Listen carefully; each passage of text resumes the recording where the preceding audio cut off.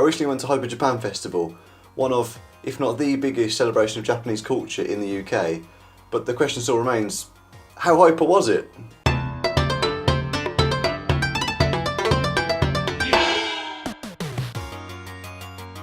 We attended the Saturday session, taking the train and alighting at Shadwell Overground, and then had a short 5-minute walk to the event's location at Tobacco Dock in London.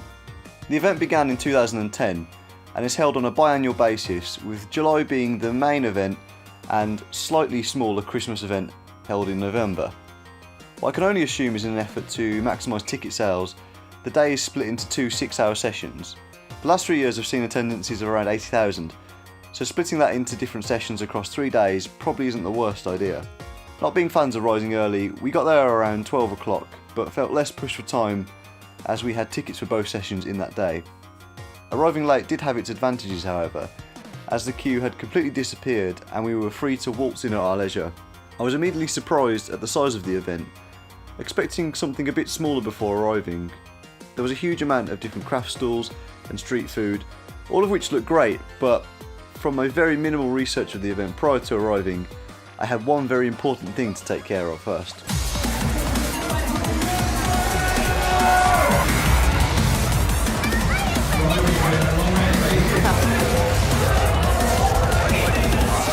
As any other fanboy worth his salt, I was fully aware that the Big N was in attendance and had brought along demos of their latest adventure from the red-capped plumber, Super Mario Odyssey. As this isn't a video game channel, I won't go into too much detail. Suffice to say, it was bloody brilliant, and my excitement levels were reaching highs I hadn't experienced in years.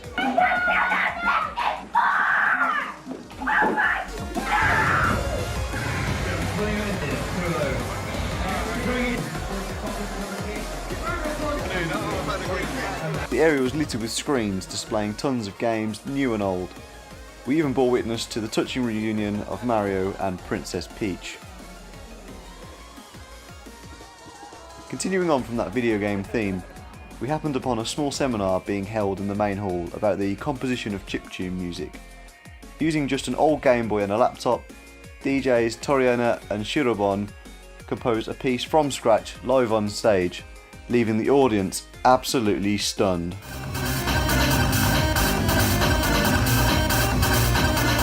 After leaving the hall, we didn't have to walk far to find some more music. This time a little more traditional in the form of 2 shamisen players performing at the back of a bar, fully decked out in their traditional kimono and yukata to match. The shamisen is a 3-stringed instrument that is played with a paddle-type plectrum and has a lively yet calming and natural sound.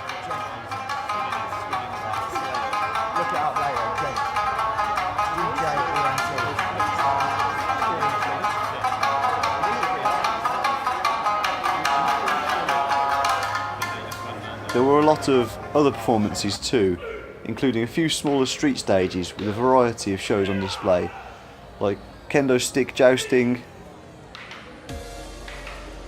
the Japanese answer to the Jonas Brothers, and some somewhat questionable dancing.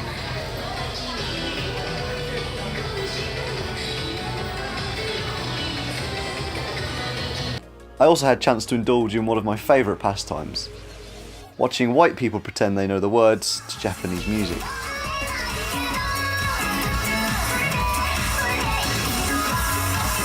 After that absolute sensory overload, I needed just a few quiet minutes alone in the tranquility of the bonsai room.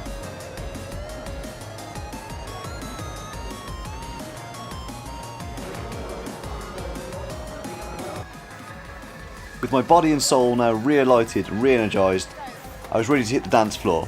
One of the rooms upstairs had been transformed into a mini arcade, with some absolute retro hits and one of my favourites, Taiko Drum Master.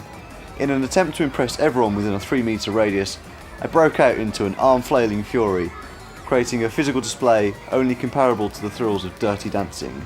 My bonsai-charged rejuvenation, however, didn't last long, as I quickly discovered that looking at tiny trees can't actually replace genuine sustenance in the form of food. With that bombshell, it was time for lunch.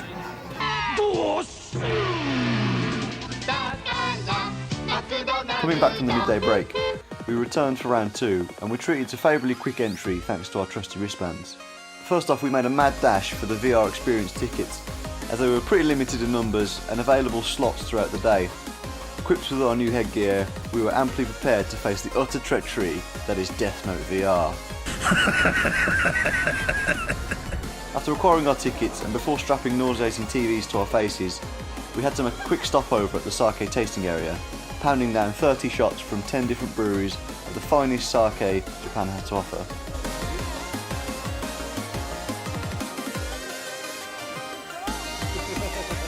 There were breweries there from all over Japan, from as far south as Saga and Hiroshima, going all the way up to Niigata and Miyagi. Each brewery had 3 or 4 different sakes on offer, and we only had 30 minutes in which to get all of that alcohol down our throats.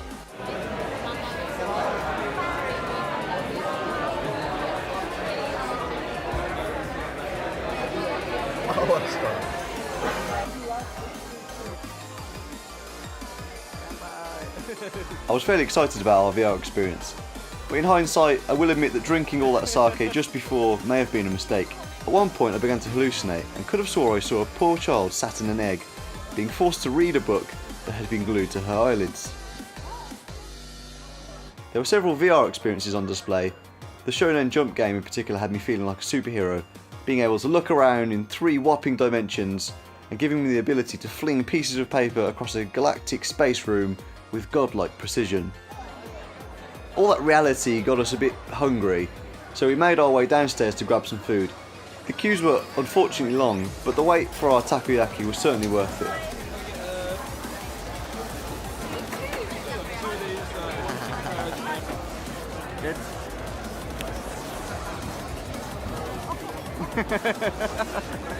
Just before we called it a day and headed home, we did a quick tour of the many stores that populate the lower floors of the exhibition. As we roamed around, most of the usual Japanese pop culture trinkets could be found on sale. Things such as retro games, all things kawaii, classic Japanese weapons like katanas, shuriken and M16 assault rifles, anime waifu statues with horrendously disproportionate mammary glands, and of course the coup de grace tucked away on a small table in one of the many confectionery stalls was the greatest thing I'd ever laid eyes upon. A 32 packet mega box of Pop-Tarts. What remains probably the most remarkable fact though is that I managed to leave the building without buying a single piece of useless tat, valuable memorabilia. All in all, it was a fun day with enough on offer to keep any Japanophile happy. There was a huge amount of shows, talks and displays, some of which we didn't actually manage to see. Whatever aspect of Japanese culture you enjoy, there is sure to be something there for you.